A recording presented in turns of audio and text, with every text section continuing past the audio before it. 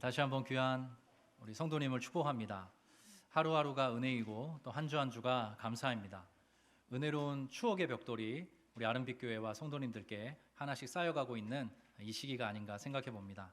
작지만 하나님 기뻐하시는 아름빛 교회라는 집이 지어져 가고 있는 그런 요즘입니다. 개척을 준비하면서 오늘 어린이 주일이기도 한데요. 어린이뿐만 아니라 우리 청소년들 또 청년들까지를 품고 이렇게 기도했습니다. 우리 다음 세대에게 잊지 못할 신앙의 추억을 선사하는 교회가 되면 좋겠다. 잊지 못할 신앙의 추억을 선사하는 그런 교회 되면 좋겠다. 여기 적지 않은 성도님들도 그러실 텐데요. 저에게 어렸을 적 교회라는 곳은 저의 집 앞마당이었습니다. 제가 실제로 1분 거리에 살았습니다. 제 교회와 저의 집은 1분 거리였어요. 그래서 매일이 주일이었고 매일이 교회에 가서 머무는 그런 시간들의 연속이었습니다. 학교 친구가 교회 친구였고 동네 친구가 또한 교회 친구였습니다. 그래서 학교 친구, 교회 친구, 동네 친구가 같아서 그 친구들과의 신앙의 추억들이 켜켜이 쌓여서 오늘의 저를 형성해 주었습니다. 우리 자녀들과 함께 한 달간 이렇게 주일 예배 드리는데 여러분 다 드려보셨지만 우리 아름빛 교회 어린이들 또 자녀들 예배 드리는 태도 어떻습니까? 네, 너무 예쁘고 귀하죠. 사실 이 설교, 장년들을 대상으로 한 이 설교를 듣기가 퍽 어려운데 너무나 아름답고 귀한 모습으로 또 예배에 참여해주고 있어서 참 너무나 감사합니다. 이후로도 우리 자녀들에게 또 우리 귀한 청년들에게 잊지 못할 신앙의 추억이 쌓여가는 그런 교회 되기를 함께 마음 모아 기도해 주시면 좋겠습니다. 로비에 보시면 한쪽에 책이 쌓여져 있게 되었습니다. 한쪽 벽은 이렇게 책으로 쌓아두고 언제든지 교회에 오셔서 누구든지 책을 읽고 또 머물다 가시면 좋겠다 이렇게 준비를 했고, 우리 교육자들하고 이렇게 나머지 한쪽 벽 이쪽 한쪽 벽을 어떻게 채울까 하다가 결론을 냈습니다. 컵라면을 채워넣기로 했습니다.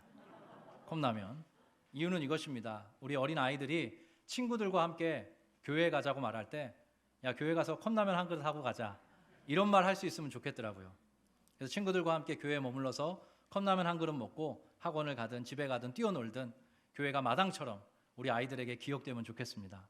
그러한 시간들이 쌓여가면 교회를 떠날래야 떠날 수가 없는 그리스도의 사람으로 성장하게 되리라 믿습니다. 그런 한 마음으로 격려해 주시고 기도해 주시면 좋겠습니다. 어린아이들이 태어나면 하루 평균 300번 정도 웃는다 그래요. 몇 번이요? 300번 정도 웃는데 이게 점점점 완만하게 떨어지다가 사춘기에 이르르면 0번에 수렴한다고 합니다. 근데 방문 닫고 혼자들 웃는다 그래요. 방문 닫고. 웃픈 얘기인데, 근데 한국 남자 성인의 평균 웃는 횟수가 하루에 6번이라는 연구 결과를 본 적이 있습니다. 그만큼 기쁨, 행복, 웃음 이런 것은 매우 필수적인 것인데 그런 것들이 많이 희미해져가는 우리의 삶이 아닌가. 그래서 어떤 학자는 피로사회라고 이 시대를 진단했는데 어떻게 보면 한국 사회는 고통의 사회, 슬픔의 사회가 아닌가, 또 아프지만 그렇게 생각해 보게 됩니다. 바라기로는 우리 귀한 자녀들, 또 그 자녀들을 기쁨으로 바라보시는 모든 성도님들 주님 주시는 기쁨과 행복으로 충만하시기를 간절히 빕니다. 빅토르 위고라는 그 유명한 작가가 이런 말을 했어요. 웃음은 얼굴에서 겨울을 몰아내는 햇살과 같다 그랬습니다. 웃음이라는 것은 얼굴에서 짙게 드리워져 있는 그 겨울을 몰아내는 것과 같다. 네. 마스크를 쓰고 있어서 함께 좀 웃어봅시다 이렇게 하고 싶은데 좀 어렵습니다. 그러나 바라기로는 우리 자녀들의 성장하는 모습을 우리 모두 함께 지켜보면서 함께 더불어 주 안에서 기뻐하고 감사하는 우리 교회 될 수 있기를 다시 한번 간절히 축원합니다. 자, 요한복음 속에서 우리가 빛 되신 예수님을 만난 사람들의 이야기를 지금 매주일 나누고 있습니다. 앞으로도 몇 주간 더 걸쳐서 그 스토리를 좀 나누고 싶은데요. 오늘은 두 번째 시간으로 예수님을 만난 사마리아 여인, 수가성 여인의 이야기를 한번 좀 여러분과 함께 말씀을 통해 살펴보기를 원합니다. 근데 그 전에 요한복음에 기록되어 있는 요한복음 자체에 분명한 그 기록의 증거가 있습니다. 요한복음을 기록한 목적, 요한복음을 기록한 이유가 요한복음 20장에 등장하는데요. 그 말씀을 먼저 한번 읽어보면 좋겠습니다. 요한복음 20장 30절 31절인데요. 여러분이 한번 읽어주시면 좋겠습니다. 시작. 예수께서 제자들을 앞에서 이 책을 기록되지 아니한 다른 표적도 많이 행하셨으나 오직 이것을 기록함은 너희로 예수께서 하나님의 아들 그리스도이심을 믿게 하려 함이요 또 너희로 믿고 그 이름을 힘입어 생명을 얻게 하려 함이니라. 아멘. 요한복음 자체의 자증입니다. 이 책에 기록된 이유는 이러이러한 것 때문이다라고 요한복음 이 복음서 자체가 스스로 증언합니다. 그게 뭐냐하면 너희로 예수께서 하나님의 아들 그리스도이심을 믿게 하려 함이다. 이게 첫 번째 목적입니다. 믿음을 위한 것입니다, 여러분. 무엇이요? 믿음을 위한 것입니다. 그 두 번째, 너희로 믿고 그 이름을 힘입어 생명을 얻게 하려 함이라. 무엇이요? 생명입니다. 첫 번째는 믿음이고 두 번째는 생명입니다. 이 두 가지 목적을 위해서 요한복음이 기록되었다. 성경 스스로가 그렇게 증언하고 있습니다. 그래서 이것을 보면 우리가 딱 깨닫게 되는 게 있습니다. 여기 사실 등장하는 믿음이라는 표현이 좀 중요합니다. 이 믿음이 아직 예수님을 모르는 사람, 교회 다녀본 적이 없는 사람, 하나님을 모르는 사람이 가장 처음으로 믿음을 갖게 될 때 그 믿음을 위해서 쓰였다라고 해석이 될 수도 있습니다. 근데 또 하나, 이미 믿음 생활을 하고 있는 우리가 혹은 신앙생활을 오래 한 우리가 그 믿음을 상실하지 않고 그 믿음을 잃어버리지 않고 믿음을 증진시켜 가는데 소용되도록 믿게 하려 함이라 이렇게 기록되어 있기도 합니다. 이 두 가지 의미 중의적으로 갖고 있습니다. 그 믿음이 가져다주는 분명한 효과가 하나 있는데 그것이 바로 무엇이에요? 생명입니다. 생명. 여러분 이 사실 믿으십니까? 그래서 저와 여러분의 삶에 하나님이 주신 그리스도 예수를 통한 믿음이 주어질 때 우리는 생명력을 회복하게 됩니다. 그래서 예배당을 들어올 때와 나갈 때가 판이하게 다른 그런 진짜 성도로서의 삶을 살아가게 되죠.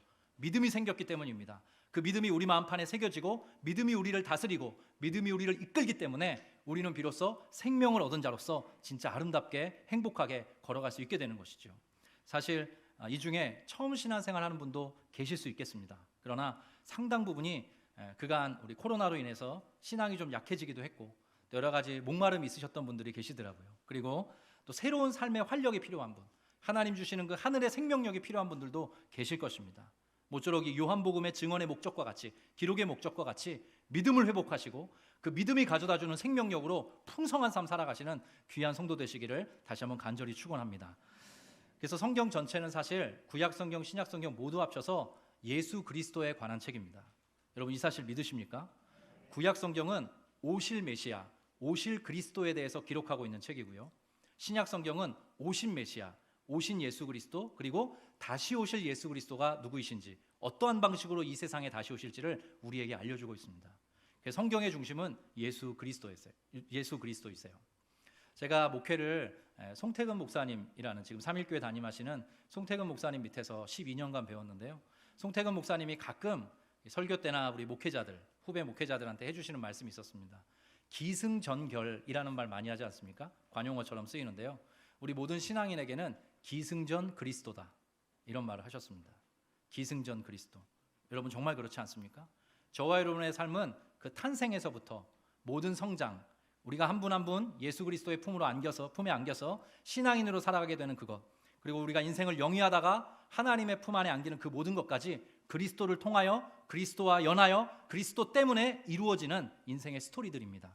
여러분 그 사실에 우리가 발딛고 서 있습니다. 마태복음에 있는 것처럼 인생의 집을 반석 위에 세우라 그랬는데 그 반석은 바로 예수 그리스도이십니다.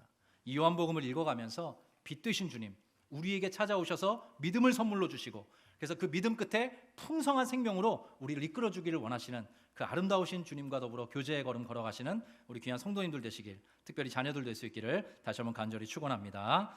자, 요한복음 4장의 이야기를 이제 시작해 보겠습니다. 여기 보면 사마리아 지역이라는 이름이 나오고요. 그 사마리아 지역 안에 수가라고 하는 동네가 나옵니다. 우리로 말하면 용인시, 기흥구, 동백동 이런 개념이에요. 사마리아라는 큰 지역이 있고 그 안에 수가라는 한 성이 있습니다. 한 동네가 있어요. 근데 거기에 사는 한 여인의 이야기가 요한복음 4장에 등장합니다. 근데 이 여인이 예수님과 만나게 돼요. 예수님과 만나 1년의 대화를 나눕니다. 그러면서 이 여성의 삶이 놀라운 변화를 경험하게 돼요. 그것이 바로 요한복음 4장의 주된 내용입니다. 근데 이 내용이 여러분 읽어보시면 내용이 너무 많습니다. 그래서 오늘 한 주 설교로 다 담아내기가 어렵겠더라고요. 그래서 제가 다음 주까지 이 요한복음 4장의 이 수가성 여인의 스토리를 여러분과 한번 풀어내보고 싶습니다. 근데 제가 오늘 설교 제목을 이렇게 정했어요. 한 영혼을 행복하게, 그 한 영혼을 충만하게. 우리 같이 한번 읽어볼까요? 한 영혼을 행복하게, 그 한 영혼을 충만하게. 바로 이것을 위해서 예수 그리스도께서 이 땅 가운데 오셨다는 사실을 이 요한복음 4장의 기록이 우리에게 매우 분명하게 보여주고 있습니다. 자, 어떤 스토리가 일어나는지 한번 살펴보기 원하는데요. 요한복음 4장 1절부터 4절까지입니다. 제가 읽을 테니까 눈으로 따라와 주세요. 예수께서 제자를 삼고 세례를 베푸시는 것이 요한보다 많다 하는 말을 바리새인들이 들은 줄을 주께서 아신지라. 예수께서 친히 세례를 베푸신 것이 아니요 제자들이 베푼 것이라. 유대를 떠나사 다시 갈릴리로 가실새 사마리아를 통과하여야 하겠는지라. 아멘. 저를 잠깐 보시겠습니까? 우리가 지난주에 살펴봤던 인물이 누구였죠? 예, 세례 요한이었죠. 세례 요한이 갑자기 라이징 스타처럼 딱 떠올라서 유대 종교 지도자들이 있습니다. 뭐 바리새인이니 서기관들이니 또 사두개인들이니 이런 종교 지도자들이 있는데 라이징 스타가 딱 돼서 많은 민중들, 많은 그런 일반 백성들이 세례 요한을 따르게 됐습니다. 세례 요한을 추종하게 됐죠. 근데 이 요한복음 4장이 기록될 때는 어떤 때였냐면 세례 요한이 세례를 주는 것보다 예수님이 세례를 주는 게 더 많아진 것입니다. 그래서 우리말로 하면 팔로워 수백만을 거느린 인싸가 되신 거예요, 예수님이. 그래서 혼자서 세례를 다 못 주니까 사실은 제자들이 세례를 다 베풀게 됐습니다. 그러니까 뭔가 이렇게 기득권층들은 사실은 조심스럽지만 이렇게 그 종교 기득권을 갖고 있었던 바리새인들은 이게 불편했던 거예요. 예수님께서는 그 마차를 우려하셨던 나머지 원래 주 활동 무대였던 갈릴리로 이제 옮겨가시게 되었던 것입니다. 지명에 대한 설명을 드려야 되는데요. 남쪽에 유대 지역이 있습니다. 유대 지역 안에 예루살렘이 있어요. 예수님이 그쪽에서 원래 또 활동을 하시긴 했는데요. 그때 이제 이렇게 남유다 예루살렘 지역에 예수님이 머무시다가 갈릴리 지역은 어디에 있냐면 한참 북쪽에 있습니다. 그래서 유다 또 예루살렘이 있고 한참 북쪽에 갈릴리가 있고 그 중간을 사마리아 땅이 이렇게 딱 자리하고 있습니다. 그래서 남쪽에서부터 유대 지역 예루살렘이 포함된 그 다음에 사마리아가 있고 그 위에 바로 예수님의 주 활동 무대인 갈릴리가 있는 그런 형국입니다. 네, 그래서 예수님께서 그 유대 당국자들의 그런 어떤 감시, 유대 당국자들의 의심 이런 것들을 좀 피하기 위해서 슬쩍 갈릴리로 떠나서 지나가시는 그런 상황이 지금 연출되고 있는데요. 성경에 아까 제가 색칠을 해드렸는데 사마리아를 통과하여야 하겠는지라 그렇게 기록하고 있어요. 근데 이 표현이 대단히 흥미롭습니다. 이게 영어 성경에 보면 대부분 have to 혹은 must로 번역하고 있습니다. 뭐뭐뭐 하여야만 하겠는지라. 예수님께서 어떤 분명한 목적이 있으셔서 어떤 뜻하신 바가 있어서 사마리아 지역을 통과하여서만 올라가야 되겠다 이런 마음을 품게 되셨다는 거예요. 근데 이 당시 이따가도 설명드리겠지만 유대인들은 사마리아인들을 매우 경멸했습니다. 사마리아 지역 자체를 경멸했고 사마리아 사람들을 경멸했어요. 그래서 그 지역을 우회해서 북쪽으로 가곤 했습니다. 이게 가장 빠른 길인데 사마리아인들하고 마주치기 싫어서 그 동네를 지나가는 것 자체가 싫어서 우회해서 북쪽 갈릴리 지방으로 가곤 했습니다. 자, 그래서 무슨 비유를 할까 하다가 왜 어떤 동네가 싫으면 특별히 우리 남성들 그쪽을 향해서 소변도 않는다고 그런 얘기 하지 않습니까? 제가 군 생활을 인제 원통이라는 데서 했거든요. 그래서 조금 더 들어가는 데서 했는데 그 슬픈 우화가 있는 표현이 있는 그런 동네입니다. 인제 가면 언제 오냐? 원통에서 못 살겠네.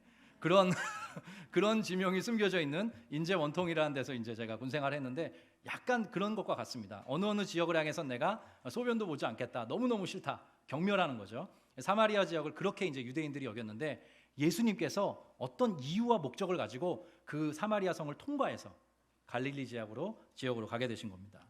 자, 그 내용이 그 이유가 4장 5절부터 등장하는데요. 여기는 여러분들께서 읽어 주십시오. 사마리아에 있는 시작. 사마리아에 있는 수가라 하는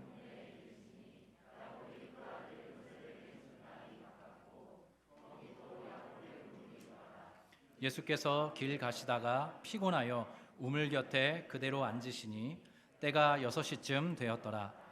사마리아 여자 한 사람이 물을 기르러 왔음에 예수께서 물을 좀 달라 하시니 아멘. 네, 여기 보면 예수께서 우물 곁에 어떻게 앉으셨다 그랬어요? 아까 보니까 그대로 앉으시니 이렇게 기록되고 있습니다. 그대로 앉으시니 그리고 때는 제 6시쯤 되었더라 이렇게 얘기를 합니다.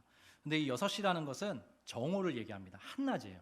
가장 태양이 이렇게 하늘의 직각으로 이렇게 떠 있는 그런 가장 뜨거운 때입니다. 그래서 어떤 성경 번역은 이렇게 번역을 하고 있는데 제가 읽어드릴게요. 때는 이미 정오에 가까웠다. 마침 그때에 한 사마리아 여자가 물을 기르러 나왔다. 이렇게 번역하는 성경도 있습니다. 자, 여러분 저를 잠깐 보시겠습니까? 예수님께서 제자들을 재촉하십니다. 갈릴리로 가는 여러 길이 있는데 사마리아 지역을 통과해서 가자 말씀하셨습니다. 그리고 한낮 정오 때 한 우물 곁에 앉으셨습니다. 근데 여기 그대로 앉으셨다라는 성경의 표현은 사실은 경유지가 아니라 목적지를 의미하는 단어입니다. 예수님은 그곳이 목적지였던 것입니다. 그 목적지에 도달하셔서 털썩하고 자리에 앉으셨습니다. 그래서 얼마나 시간을 재촉하면서 오셨는지 식사를 하지 못하셨어요. 제자들이 식사를 준비하러 동네에 들어간 그 상황에 이 사마리아 여인과 마침 마주하게 된 것입니다. 그래서 사실 신비입니다. 예수님이 어떻게 이렇게 이 타이밍을 잘 맞추셨는지. 근데 흥미로운 사실은 예수님께서는 이후의 말씀을 보면 이 사마리아 여인에게 5 남편이 있다는 것을 이미 알고 계셨습니다. 여러분 그것을 성경에서 확인할 수 있거든요. 그래서 예수님께서는 어떤 분명한 목적과 이유를 가지시고 그 시간에 그 자리에 당도하기 위해서 본인의 걸음을, 예수님의 걸음을 옮기신 것입니다. 사마리아 여인에게는 우연히 만난 예수님이었지만 예수님에게는 매우 의도된 만남이었다는 것을 우리는 여기서 확인할 수 있게 되는 것이죠. 그래서 제가 이렇게 기록해 보게 됐습니다. 사람에겐 우연이나 주님께는 필연이다. 사람에게는 우연이지만 주님께는 필연입니다. 저와 여러분이 예수를 만난 그 모든 사건들도 가만히 잘 반추해 보면 우리에게는 우연히 여겨졌던 그 시간들, 그 사건들, 그 사람들과의 만남이 연속되면서 우리의 삶에 예수 그리스도가 찾아오시는 경험 우리가 다 하게 되었습니다. 여러분 이 사실 믿으시지요? 그래서 우리에게는 우연이지만 하나님께는 필연인 것입니다. 사실 그래서 이것은 매우 신비로운 사실입니다. 신비로운 사건이죠. 예수님께서 저와 한 사람 한 사람의 삶에 매우 특별한 방식으로 오늘 수가성 여인과 같이 가장 적절한 때에 심지어 가장 예수 그리스도가 가장 하나님이 필요하신 그때에 찾아오신다는 사실, 이것은 얼마나 큰 신비인지 모릅니다. 그런데 성경은 이렇게 일관되게 우리에게 주장합니다. 우리가 예수님을 찾는 게 아니라, 우리가 하나님을 찾는 게 아니라 하나님께서 예수께서 우리를 찾아오신다. 그것이 바로 성경의 일관된 증언입니다. 그리고 우리가 주님을 먼저 아는 게 아니라 주님께서 우리를 먼저 알고 계시고 가장 적절한 때에 가장 적절한 방식으로 우리 인생 가운데 찾아오셔서 문을 두드려 주십니다. 그것이 수가성 여인에게 있었던 일이고 우리 모든 성도들에게 일어난 우리 인생의 역사인 것이죠. 요한복음 오늘 4장의 말씀을 읽었지 않습니까? 근데 요한복음 3장에 보면 이 4장과 대비되는 인물이 등장합니다. 누구냐면 니고데모입니다. 니고데모는 유대 종교 지도자였어요. 아주 이름난 저명한 인사였습니다. 근데 이 니고데모가 언제 예수님을 찾아오는지 여러분 혹시 아십니까? 한밤중에 찾아옵니다. 자, 니고데모라는 사람은 예수님과 어떻게 만나게 되냐면 한밤중에 그가 예수님을 찾아옵니다. 자, 니고데모는 한밤중에 예수님을 찾아와요. 근데 오늘 수가성 여인은 어떻게 되냐면 한낮에 예수님께서 이 여인을 찾아가십니다. 이것이 대비입니다. 어떤 사람은 스스로의 힘으로 스스로가 원하는 때에 예수님을 찾아갑니다. 그러나 이 사람은 예수님을 제대로 만나지 못해요. 근데 예수님께서 예수님이 원하는 시간에 한 여인을 찾아가십니다. 그는 예수님과 조우하게 되고 예수님을 통한 놀라운 생명력과 회복을 맛보게 됩니다. 그것이 바로 이 요한복음 3장과 4장의 대비 속에 드러나는 중요한 메시지입니다. 근데 제가 이 말씀을 이렇게 연구하다가 마음에 큰 감동이, 울림이 있는 단어가 하나 생겼습니다. 그것은 아까 우리가 읽었던 말씀인데요. 제가 한번 더 읽어드릴게요. 예수께서 길 가시다가 피곤하여 라고 기록하고 있습니다. 여러분 이 말은 굳이 필요가 없습니다. 사실은 그냥 상황만 이야기해도 돼요. 예수께서 우물 곁에 그대로 앉으시니 하고 해도 전혀 상관이 없습니다. 근데 굳이 예수께서 길을 가시다가 피곤하여라는 표현을 성경이 쓰고 있습니다. 근데 이 단어가 헬라어로 이렇게 됩니다. 우리 아이들만 한번 따라해 볼까요? 우리 아이들만, 자녀들만. 코피아오. 한 번 더. 코피아오. 네, 이게 피곤하다는 말입니다. 자, 피곤할 때 뭐가 나오죠? 네, 코피가 나와요. 네, 맞습니다. 그래서 코피아오. 헬라어도 참 특별하게 이렇게 코피아오라는 말이 여기 쓰이고 있습니다. 예수님께서 피곤하셨다라는 말 속에 코피아오, 그 단어 속에 어떤 의미가 들어있는지 이 말씀을 통해 확인할 수 있는데요. 마태복음 11장 28절 유명한 말씀입니다. 여러분 한 목소리 읽어주시겠습니까? 시작. 수고하고 무거운 짐진 자들아 다 내게로 오라. 내가 너희를 쉬게 하리라. 예, 띄워주십시오. 수고하고 무거운 짐진 자들아 다 내게로 오라. 내가 너희를 쉬게 할 것이다. 주님이 그렇게 말씀하십니다. 여기에 나온 이 수고하다라는 말이 예수님께서 지금 예수님의 상태를 드러내고 있는 성경의 말, 예수님이 피곤하셔서 라는 말과 정확히 같은 단어입니다. 그럼 저를 잠깐 보시겠습니까? 이제 수고로 가득한 삶을 살아가는 우리 인생들을 향하여서 예수님께서 먼저 찾아오십니다. 그분이 먼저 수고하십니다. 그분이 하늘 보자 버리고 이 땅 가운데 오셔서 육신의 몸을 입으십니다. 우리와 같이 되시고 우리와 같이 되사 그냥 사시는 것이 아니라 우리를 위해 고난을 담당하십니다. 예수님의 수고로 인하여서 우리의 수고는 벗어지게 되었습니다. 예수님의 수고와 고난을 통하여서 우리의 인생에 다가오는 모든 수고와 고난은 하나님 안에서 해결되게 되었습니다. 이 코피아오라는 이 단어 안에 놀라운 의미가 감춰져 있습니다. 그래서 기독교의 위대함은 이렇습니다. 인간이 신을 찾는 게 아니라 신이 인간을 찾는 데에 있습니다. 여러분 이 사실 믿으십니까? 그리고 인간이 수고로 찾아가는 종교가 아니라, 인간이 수고하는 종교가 아니라 하나님께서 친히 수고하시는 종교입니다. 그래서 기독교는 은혜의 종교라고밖에 말할 수가 없습니다. 우리가 무엇이고 한데, 우리가 뭐라고 천지를 지으신 하나님께서 이 땅 가운데 오셔서 친히 그 모든 수고를 감당하시느냐 말입니다. 이 기독교의 놀라운 역설이고 신비이지요. 요한복음 1장에는 이런 말씀이 있습니다. 말씀이 육신이 되어 우리 가운데 거하심에 우리가 그의 영광을 보니 아버지의 독생자의 영광이요 은혜와 진리가 충만하더라. 말씀 하나님, 아들 하나님께서 이 땅 가운데 내려오시는 것입니다. 그래서 우리의 삶을 완벽하게 해결하기 위해서, 우리의 삶을 행복하게 만들고 우리의 삶을 하늘의 생명으로 충만하게 만들기 위해서 그 모든 수고를 친히 감당하시는 것, 그것이 바로 복음입니다. 그 복음 안에 저와 여러분이 초대받았고 그 복음의 유효한 혜택을 얻는 자로 하나님의 자녀로 살아갈 수 있는 권세를 얻게 된 것입니다. 그래서 그리스도인의 시작은 예수 그리스도이고 그 끝도 예수 그리스도입니다. 그리스도인의 시작은 은혜이고 그 끝도 동일하게 은혜입니다. 그래서 우리는 은혜의식에 젖어 살아갈 때 비로소 하나님의 사람답게, 그리스도의 사람답게 살아갈 수 있게 되는 것입니다. 그래서 제가 오늘 설교 제목을 한 영혼을 행복하게, 그 한 영혼을 충만하게 라고 적어보게 된 것이죠. 오늘 한 영혼을 위한 예수님의 모습을 이렇게 첫 번째로 정리해 볼 수 있겠는데요. 따라하면 좋겠습니다. 찾아오신다. 수고를 아끼지 아니하신다. 수고를 아끼지 아니하신다. 네, 감사합니다. 주님은 찾아오시는 분이십니다. 그리고 저와 여러분을 향한 수고를 아끼지 아니하시는 아주 아름답고 멋진 귀한 분이십니다. 제가 조금 짓궂게 여러분께 조심스러운 질문을 드리겠습니다. 우리가 주님을 믿고 신뢰하며 사는 일이 수고입니까? 아니면 주님께서 우리를 위해 감당하신 그 모든 일이 진정한 수고입니까? 물론 여기 이제 자녀들도 많이 앉아 있는데 저 가끔 우리 이제 저희 아들 셋을 보면서 가끔 마음으로 그렇게 기도할 때가 있어요. 아, 얘네들도 수고한다. 얘네들도 애쓴다. 여기까지 잘 자라와줘서 고마워. 이런 말을 종종 합니다. 이제 귀찮아요. 그런 말 들으면 몰라 막 이런 거 하는데 이렇게 자라와 준 것도 너무 고맙더라고요. 근데 그것이 주님의 마음입니다. 근데 부모가 그것 이상으로 우리 자녀들을 위해서 애쓰고 수고하듯이 그 모든 사랑과 섬김과 수고의 원형이신 하나님께서 친히 우리를 위해서 수고하시는 것, 그것이 바로 기독교의 진리이고 신비입니다. 자, 아우구스티누스가 한 유명한 말이 있어서 가져와 봤는데요. 한번 힘주어서 읽어보면 좋겠습니다. 시작. 하나님은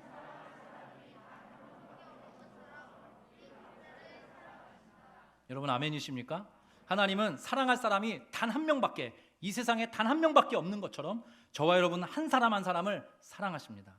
그를 찾아가시고 그를 위하여 수고를 아끼지 아니하시는 정말 아름답고 멋진 분이십니다.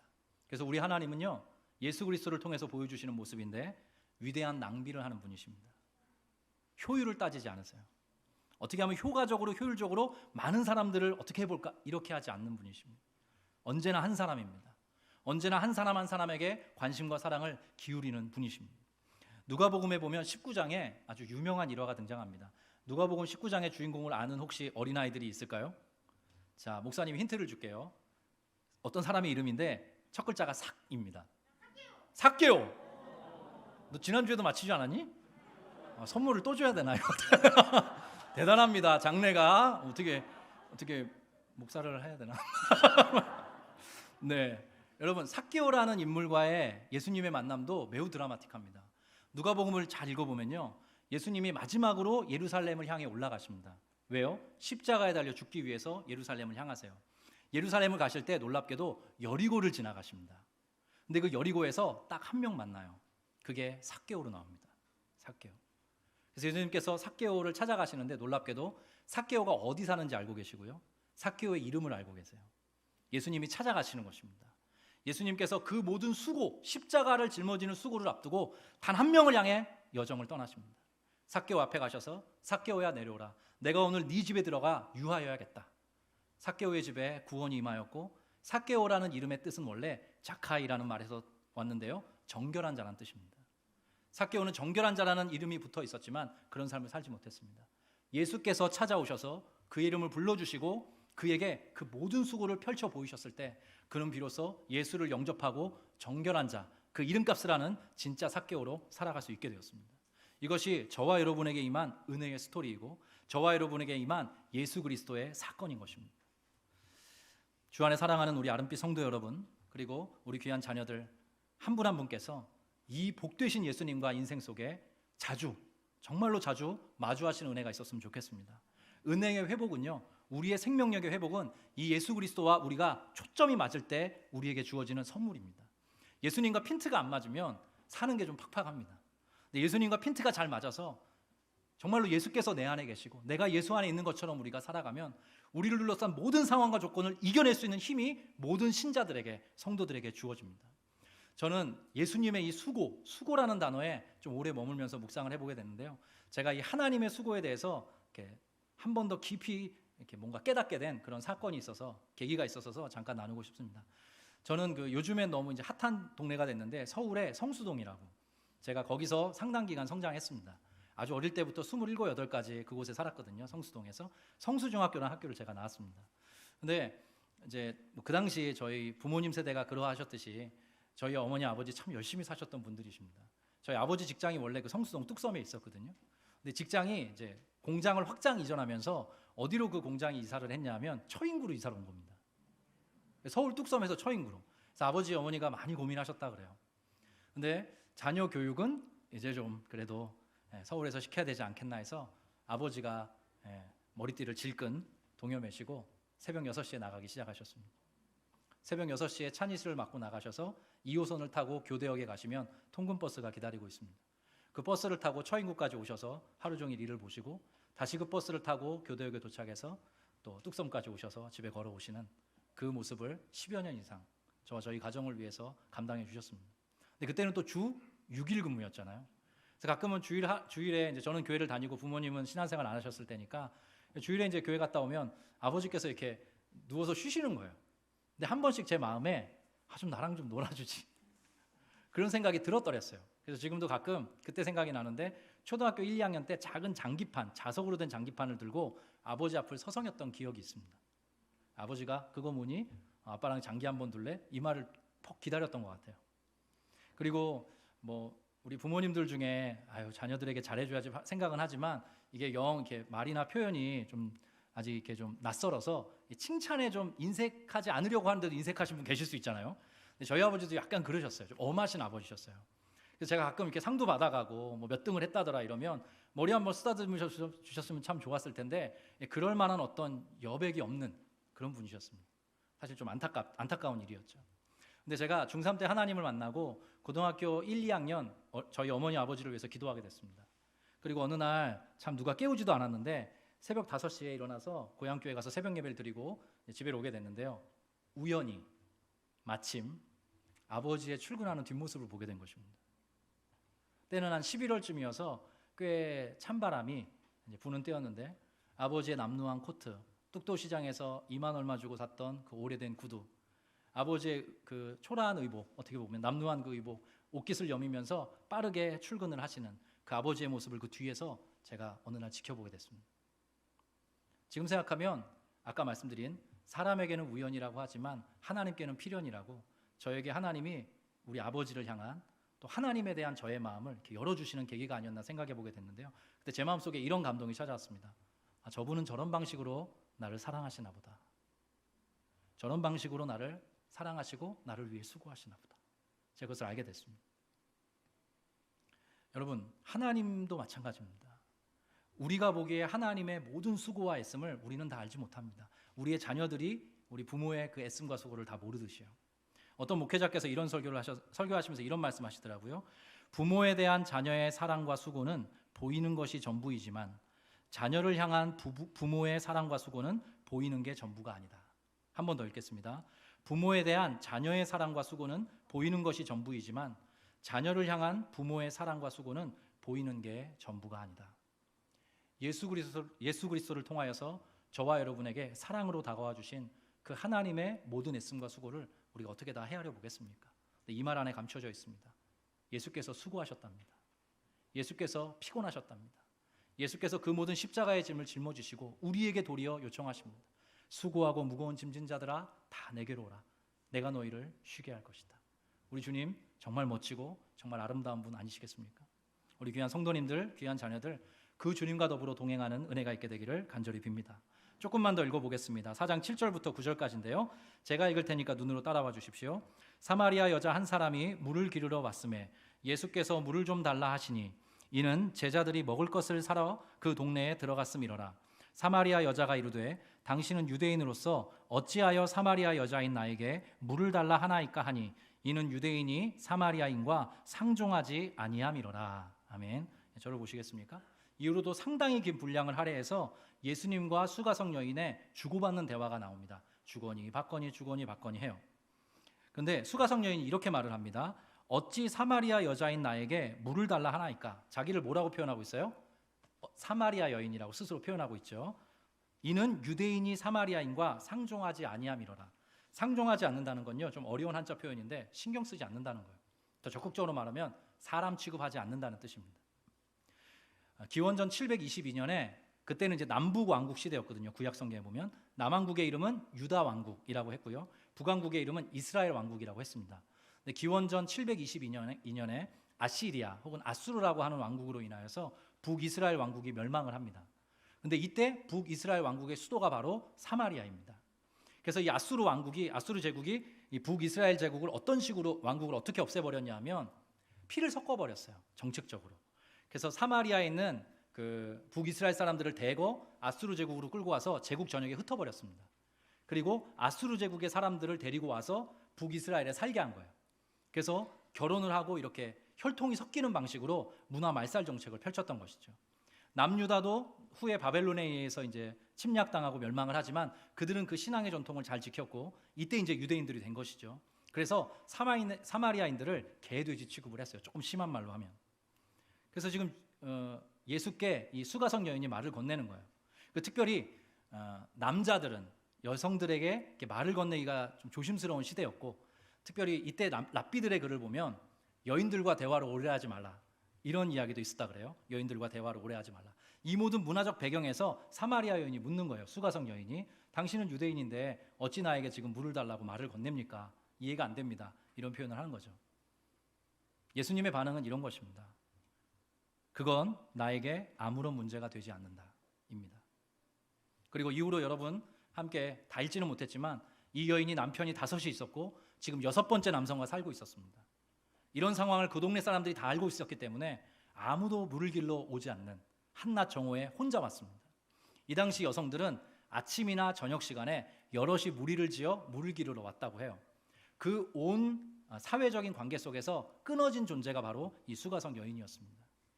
그건 나에게 아무런 문제가 되지 않는다. 그것이 바로 예수님의 마음입니다. 너의 출신, 너의 상황, 너의 조건, 너의 배경, 너의 과거, 너의 현재, 너에게 붙어있는 그 어떤 수식어도 나에겐 아무런 문제가 되지 않는다. 조금 심하게 표현하면요, 나는 너만 보인다는 말씀입니다. 십계명의 첫 계명도 그렇습니다. 너는 나 외에 다른 신을 내게 있게 하지 말라. 나는 너만 볼게, 너도 나만 봐라. 그게 바로 주님의 마음이고 하나님의 초대인 것이죠. 근데 그렇게 다가오셔서 예수님께서는 인격적인 관계를 맺고 싶어 하십니다. 강압하시는 것이 아니라, 강제하는 것이 아니라 대화를 건네십니다. 말을 터세요. 나 이런 사람이야, 나 믿어 라고 하지 않고 아주 친밀하게, 그 당시 통념으로는 상상할 수 없는 방식으로 대화를 건네시고 인격적인 교제를 이루어 가십니다. 그래서 한 영혼을 향한 예수님의 모습을 이렇게 표현할 수 있습니다. 함께 읽어보겠습니다. 두드리신다. 언제나 인격적으로 대우하신다. 여러분 이 사실 믿으십니까? 저와 여러분에게도 마찬가지입니다. 하나님은 다른 방식으로 저와 여러분에게 다가오시는 것이 아니라 저와 여러분의 마음 문을, 인생의 문을 끊임없이 두드리는 방식으로 찾아와 주십니다. 우리를 인격적으로 대우하시고 우리와 관계하면서 우리가 하나님의 그 모든 은혜와 사랑의 스토리에 설복되도록 끊임없이 우리에게 하나님의 마음을 드러내 보여주십니다. 그리고 기다려주시는 아주 멋진 분이십니다. 우리의 신앙 여정이 그러합니다. 오늘 이 시간에도 각양각색의 상처와 아픔을 안고 계신 분들 계실 것입니다. 그리고 그러한 상처와 아픔을 가지고 신앙의 여정을 살아내오신 분들도 계실 것입니다. 근데 주님께 그것은 아무런 문제가 되지 않습니다.